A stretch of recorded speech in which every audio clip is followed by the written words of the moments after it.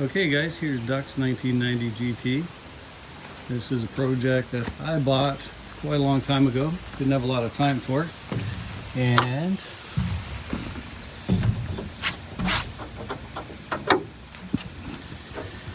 so I sold it to a friend of mine. I got the car without an engine. We had an engine here that seemed to run pretty decent, so we put it in. And we had everything all painted up. And he wanted the car, so I sold it to him and dropped it off at his place. So it's been sitting outside several years now, and it's actually fared really well. It's still in good shape, really good shape. And he's asked me to get it running for him. So this is the latest project we've taken on. Needs all the front accessories, coolant oil, the emission system hooked up, spark plug wires, a lot of odds and ends. So we're gonna get this running for him. So it has, I believe, a Texas Turbo ram air hood on it, which in itself is pretty rare. At least when I was growing up here in Canada, I didn't see too many of them. It's an extremely solid car. It's really nice underneath. It's got a beautiful interior in it. The interior is super clean.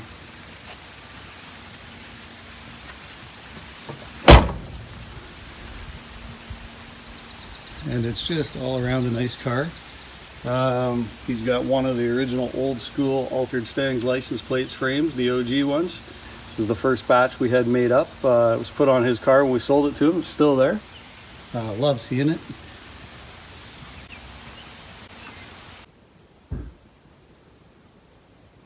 Okay, so here's some parts we got with the car. Well, these were parts I included with the car when Duck bought it. And so we have them back again. I'm just about to get these cleaned up and painted for installation. So here goes. All right, good morning YouTube. It's the next day, and the weather's not any better out here. Kind of lightly raining and drizzly. So still working on Duck's GT. Just going to show you what we got to yesterday.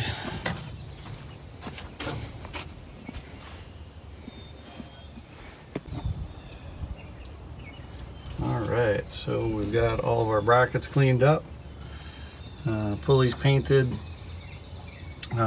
give the block a bit of a respray and a water pump. Just basically got all our accessories bolted on, and yeah, gonna go from there. Hopefully see if we can get this thing fired up a bit later.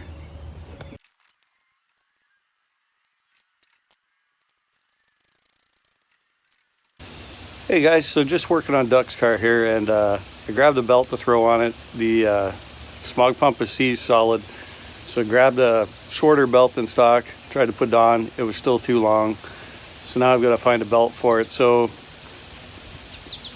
just gonna show you my belt collection, I guess. So I've scrapped a lot of Mustangs, maybe you guys do too, and every now and then, well, for a long time, a lot of the cars seem to have brand new belt on them, or a very good belt. So I started saving them. And this bin of belts has been so handy. Anytime that I go to do something with an odd pulley combination, or maybe a blower swap where you're routing the belt different, this little bin has come in just very handy to figure out the right size of belt. And even if I get something close, if I don't have it, then it enables me to go to the store and easily determine the length I need. So not really a tip, but if you got some extra belts hanging around, sometimes it's not a bad idea to just throw them in a tote like this and save them for later. I got super lucky, took some digging, but I did find a belt that would fit. So I'm pretty pumped about that. It's actually in pretty good shape. But I did have to empty out this bin of belts, but hey, that's the way it goes. Rather have to deal with my belt mess than drive into the parts store, so that's a bonus. That's a win.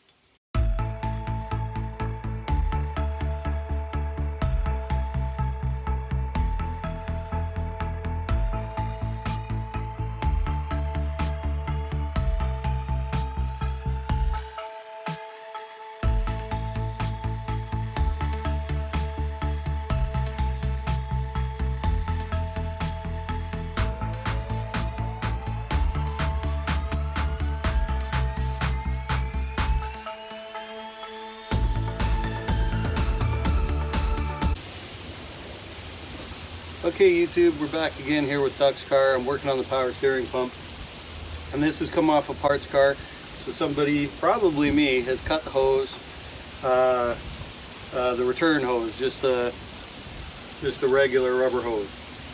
So the reason I did that is if you fight with that hose and try and get it off, you're likely to break the plastic housing on your power steering pump, and then you're gonna need a new one. So just thought I'd tell you about that, because I've broken more than a couple of them, unfortunately. I hate to say it. Now I just cut them off.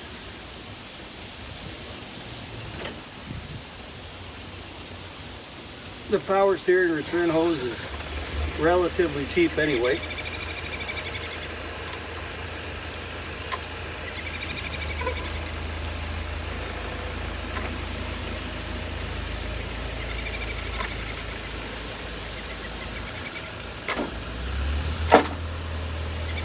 There we have it. I just put a simple little cut down the side of it. Don't know if you guys can see that. Just pull it straight off. Saves a lot of headache anyway. Alright guys, I'm back here with Duck's 1990 GT. So a lot's happened since I last turned the camera off. Had a visitor, he helped me out with some stuff. Unfortunately it's not on film. Had to make battery cables for everything, positive, negative, from the relay to the starter. Just been going through a ton of stuff. Luckily the distributor was dropped in the right spot. I have had it fired up, and now I'm going to fire it up for you guys. So here we go. Keep in mind, nothing is set, timing's not set, TPS isn't set, nothing's set. So it may run, you know, not 100%, but hey, I'm happy with the outcome for today. So let's give her a whirl.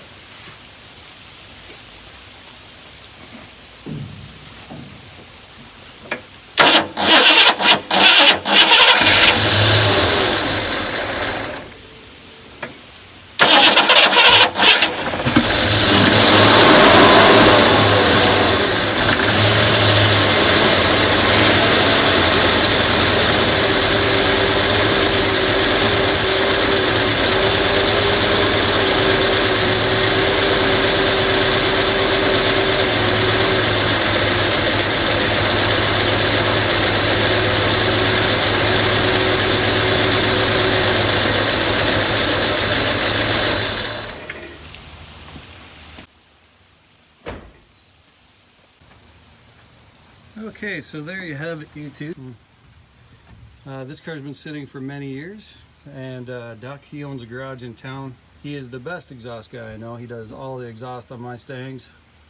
He just asked me to get all the front accessories on and get it running. And so that's all there is to it. The timing's a bit over advanced. You probably heard it on the start. We'll get that taken care of. Once we get it into his shop and up on the hoist, I'm going to give him a hand with the rest. And hopefully he'll be out enjoying this car. And it'll be the first time this car has been on the road in a good many years. And it'll be nice to see another Foxbody in my town roaming the streets once again. And if you've been following my other videos, you guys can see that Swamp Thing is sitting here in the background. Well, I'm gonna get back to Swamp Thing right shortly. And as you can tell, Duck's car is a little bit nicer than Swamp Thing. But we'll still have fun with Swamp Thing, no question. All right guys, good morning again. It's the next day, and here we are at my friend Duck's garage. We're just unloading his car for him, and that's the end of our portion of this little project. Thanks for watching, and please like and subscribe.